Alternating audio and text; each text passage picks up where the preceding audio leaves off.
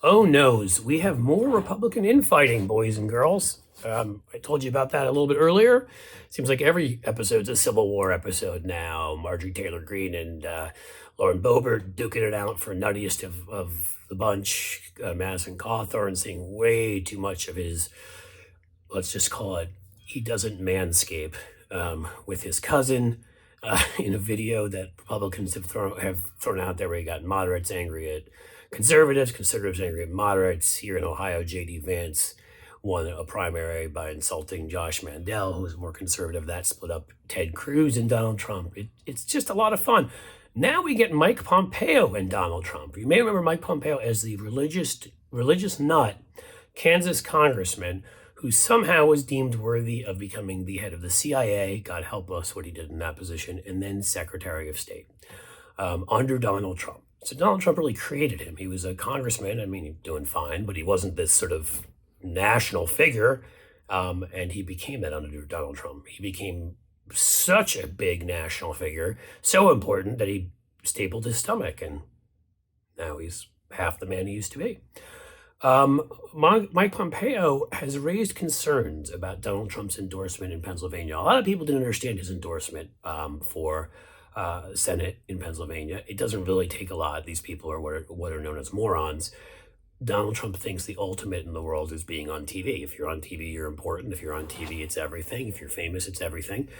And Dr. Oz, fake physician who's been kicked off of now the Columbia faculty and among other places, who at one time I think was a real doctor and now is a charlatan who's tried to sell weight loss pills that don't actually, cause weight loss, is running for the Senate, even though he's also not even from Pennsylvania. He's from the New Jersey and the part that's right outside of New York.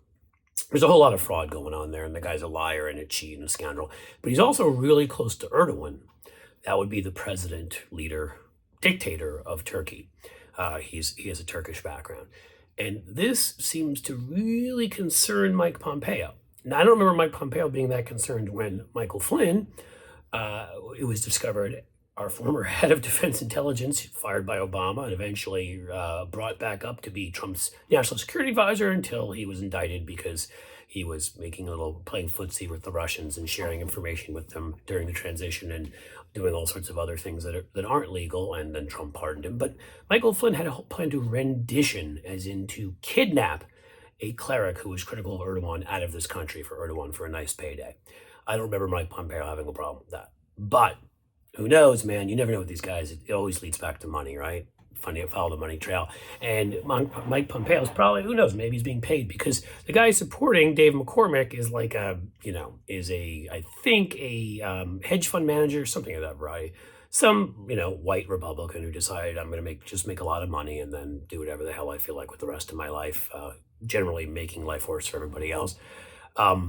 So what's happened is Pompeo's come in and said, you can't trust this guy. You can't trust Oz. I mean, if he gets elected, Dr. Oz, not only will he hand out supplements to like the 90-something-year-old Republicans like Grassley and McConnell, it'll probably freaking kill him, but he may also share our national security with Turkey. And I think it's a legitimate concern, to be quite honest with you. I hate to agree with Mike Pompeo or anything, but Oz is very close to Erdogan. So he showed up in the Keystone State, also known as Pennsylvania, nice place, lived there for a few years, and to do a briefing the same day Trump is stumping for Oz in Pennsylvania because the primary is coming up. Dun, dun, dun.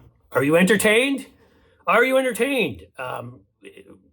Who knows what will happen? The fun is only beginning.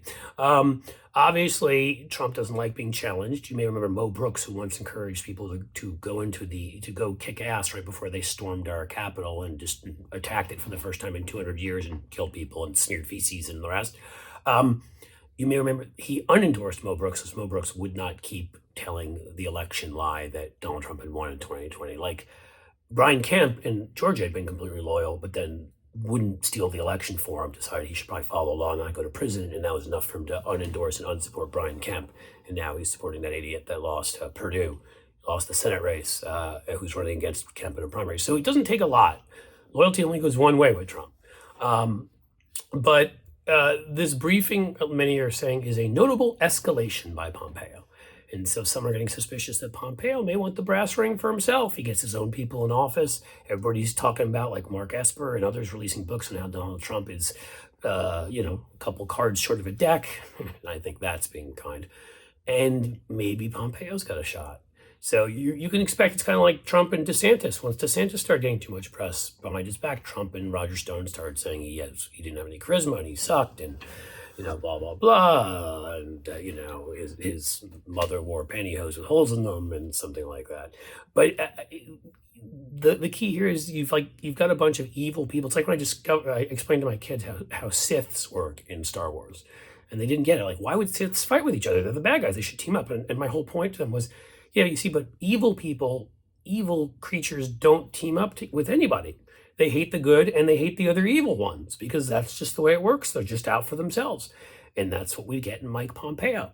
So we'll have to see what happens. I bet a war of words breaks out. But as of right now, Pompeo is heading to support McCormick.